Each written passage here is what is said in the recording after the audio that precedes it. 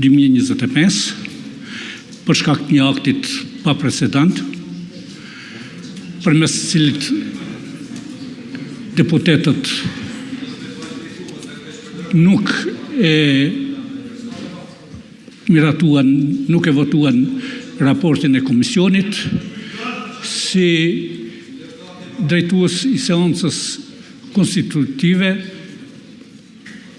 jam detyruar që me një letër t'i drejtohem presidentes së Republikës, zogjës Vjosa Osmani.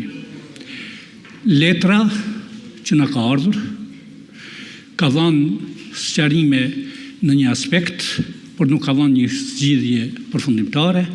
Ajo kërkon nga ne deputetët që të gjejmë vullnet, forcë dhe mirëkuptim që të kalojmë, mos ta bllokojmë, ta zhbllokojmë situatën në kuvent.